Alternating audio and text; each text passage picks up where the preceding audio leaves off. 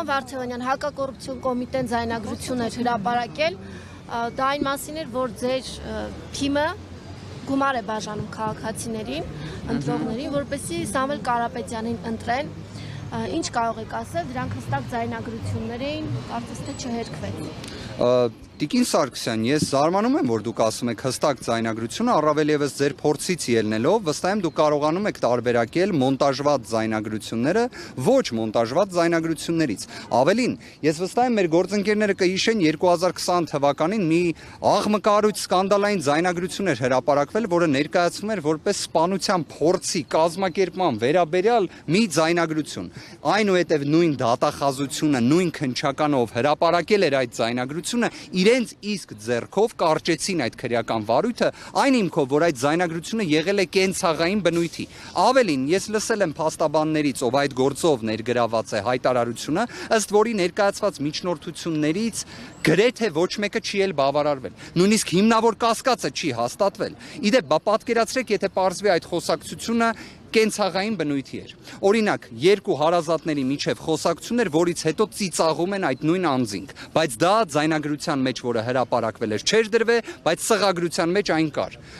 Հնարավոր է, չէ՞ դա։ Ավելին, այս իշխանությունների ձեռագիրը ամեն կերպ ամեն ինչ մոնտաժելու եւ հանրությանը հրամցնելու, սուտն ու կեղծիքը հրամցնելու անգերազանցելի է։ Ի վերջո հենց այս իշխանություններն էին, որ բոլորը, այդ թվում այս ազգային ժողովում իդեպ, խոսում էին նրա մասին, որ պրոբացիայի ծառայությունը թույլ է տվել Սամվել Կարապետյանին տեսաուղերձներով հանդես գալ։ Հետո հենց իրենք ընդունեցին, որ դա սուտ է։ Տիկին Սարգսյան, ես կարող եմ ասել, որ նման արտահայտությունները նույնիսկ հարցադրմամբ հնչեցնելը ծայրահեղ վիրավորական է, ուժեղ Հայաստան կուսակցությունը դաշինքը իր գործունեությունը իրականացնում է Հայաստանի Հանրապետության օրենսդրության եւ սահմանադրությանը համապատասխան, եւ եթե ձեր պատկերացրած որևէ մի վարքագիծ լիներ, ապա այն գիտեք, այսպես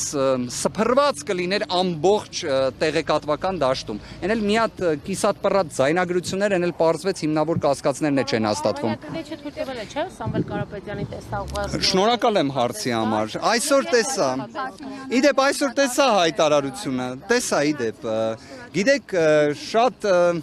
հետաքրքիր էր, որ երևի թե քննչական կոմիտեն այս անգամ չի հասցրել տեղեկությունները փոխանցել գործադիր իշխանության ղեկավարին։ Այս անգամ հակառակն է տեղի ունեցել, գործընկերներ։ Շատ վիրավորված եմ ինչ-որ իմաստով, բայց նաև ոչ զարմացած։ Հեսա պատասխանում եմ։ Տեսեք, նախորդ անգամ Նիկոլ Փաշինյանը հայտարարեց, որ քննիչը թույլ է տվել, մինչդեռ մենք դրա մասին տեղեկություն չունեինք։ Երբ ստացանք որոշումը, պարզվեց քննիչը ոչ թե թույլ է տվել Սամվել Կարապետյանին ուղիղ եթեր մտնել, ոչ թե թույլ է տվել տեսաուղերձներ հրապարակել, այլ բացառապես մեկ տեսաուղերձ ժամկետային սահմանափակմամբ, որը մինչև մարտի 27-ն էր։ Մարտի 23-ին ստանալով նշված որոշումը անհապաղ դիմել եմ քննիչին քանակական սահմանափակումը վերացնելու համար, որտեղ այդ ինչ է նշանակում մեկ տեսաուղերձ, երբ գործադիր իշխանության ղեկավարը ասում է անսահմանափակ տեսաուղերձներ, նույնիսկ ուղիղ եթեր։ Ինչ է տեղի ունենում, քննիչի պատասխանի միջնորդության չեմ պնդում, որ դրանք իրար հետ կապ ունեն, բայց փաստն եմ ֆիքսում, քննիչը նախաքննության ավարտ է հայտարարում եւ իմ միջնորդությունը թողնում է առանց քննության։ Դիմում եմ դատախազին, խնդրում եմ, որ անհապաղ բավարարի նշված միջնորդությունը։ Դատախազը ուրբաթ օրը գործը ուղարկում է դատարան, բայց մինչ այս պահը չեմ ստացել համապատասխան որոշում իմ բողոքի վերաբերյալ։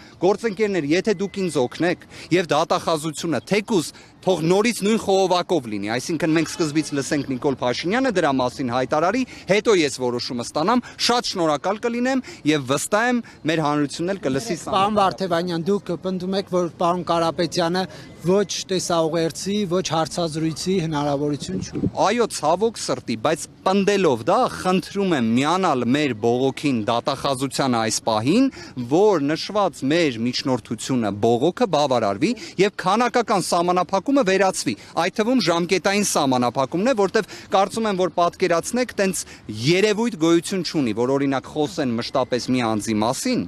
իրեն տան մեկ հնարավորություն, որ ինքը տեսաուղերձով պատասխանի, Դրանից հետո նորից խոսեմ, բայց ինքը չկարողանա։ Հետևաբար այս ստերին ուղակի եկեք վերջ տանք, բայց մյուս կողմից իրավական տիրույթ էլ ունենանք։ Պարոն Վարդևանյան եւ պարոն Կարապետյանը արդեն սկսել է այլ պետության քաղաքացիություններից հրաժարվելու գործընթացը, թե ոչ, եւ գնեք, այսպիսի մի բան կա, ասում են նա հիմա Ֆրանսիայում ինչ որ դատական գործերի մեջ է, իսկ նման իրավիճակներում Եվրամիությունը թույլ չի տալիս քաղաքացիությունից հրաժարվել։ Կարող եմ մի բան ասել, որ նշված հարցի վերաբերյալ ամենաճիշտ հասցեատերը եւ հնարավորությունն է։ Պարոն Ալեքսանյանը ճիշտ է ասել, լավ է ասել, պարզապես ես էլ մի հստակ տրամաբանական բան ասեմ։ Կարծում եմ, որ այդ հարցը ինձ փոխանցելը, որ ես վերջնական հաստատում պատասխան տամ ընթացքի վերաբերյալ, կոռեկտ էլ չէ։ Հենց ճիշտ կլինի Սամվել Կարապետյանին այդ հարցը տալու հնարավորություն լինի, դրա համար էլ թող ապօրինի տնային կալանքը վերացնեն ի վերջո։ Իդեպ մենք շատ խոսում ենք տեսաուղերձներից, բայց մենք ունենք տնային կալանք նախաքննության ավարտի պայմաններում։ Ինչի համար։ Իսկ ինչ վերաբերում է հենց այդ, ես անկեղծորեն եմ ասում, ես իմ համոզմունք ունեմ, որ նշված հարցը թիմակցի, գործընկերոջ, պաշտպանի որևէ անձի կողմից պատասխանելը կոռեկտ չէ այնքանով, որ դա իսկապես հենց Սամվել Կարապետյանի կողմից պատասխանը պետք է ինչի։ Իդեպ, բայց նաև առիթից օգտվելով կարծում եմ Նարեկ Կարապետյանը Ռուսաստանի հետ Եվրոպայի քաղաքացիությունները, գիտեք, ես Հայաստանի քաղաքացիություն չունի։ Ես կարծում եմ ձեր ձևակերպումը, ես կարծում եմ ձեր ձևակերպումը տեղին չէ, հարգելի պարոն Կիրակոսյան, կարող եմ մի բան ասել, Սամվել Կարապետյանի կողմից, երբ պարզապես մեկ նախադասության համար մեկնարկեց քրեական քաղաքական հետապնդումը եւ այն վարքագիծը, որը ինքը ցույց տվեց 10 ամիս տևող ինտենսիվ խափանման միջոցի պայմաններում, դա ուժեղ հայ մարդու վարքագիծ է, իսկ նույն քաղաքացիության վերաբերյալ էլ դիրքորոշումը ներկայացվել է, որ բոլոր այն պատկերացումները, որ ունեն մեր հայրենակիցները, ի կատար են ածվելու։ Միաժամանակ դրա վերաբերյալ հարցը կրկին եմ ասում, մարդկայնորեն կոռեկտ չէ, որ ես մեկնաբանեմ կամ որևէ մեկ այլ անձ։ Սամվել Կարապետյանը վստահ եմ, նույնիսկ կարող եմ այդ մի մասը գաղտնազերծել։ Շատ հետաքրքիր պատասխանը տալու է, որը դուր է գալու մեր հայրենակիցներին եւ մեր Հայաստանի Հանրապետության քաղաքացիներին, Տիկին Մելոյանին էլ խնդրենք շարունակի։ Վարդևանյան ինքը կասի, թե AI-ի միջոցով կասի այդ հետաքրքիր բանը։ Գիտեք, շատ հետաքրքիր հարց եք տալի, իսկ AI-ի միջոցով ինչի համար ենք ստիպված եղել հայտարարություն անել։ Մի հատ այդ հարցը մեկը ինձ կպատասխանի, հատկապես երևի թե Հանրապետության հրապարակում նստած գործընկերներին խնդրենք, էլի։ Այդ ոնց է ստացվում, որ քննիչին դիմում եմ, ասում եմ տվեք թույլտվություն տեսաուղերձով հանդես գալու, մերժում է։ Դա անում եմ հունվարին, դա անում եմ փետրվարին, դա անում եմ մարտ ամսին, այս նույն շենքում նստածել մարդիկ ասում են դա պրոբացիայի ծառայությունը պետք է թույլ տա, հետո նույն այդ քննիչը եւ դատարանը եւ նույն գործադիր իշխանության ղեկավարը ընդունում են, որ ստում էին այդքան ամիս։ Բա արհեստական բանականությունը ինչի էր ընտրվել որպես լուծում։ Այդ հարցը կարծես մի քիչ մոլորեցնող լինի։ Ասում են չի կարող վարժ հայերեն Պարոն խոսել։ Կիրակոսյան, իշխանությունների ստերի վերաբերյալ շարքը դուք ամենալավը գիտեք որպես լավագույն լուսաբանողներ։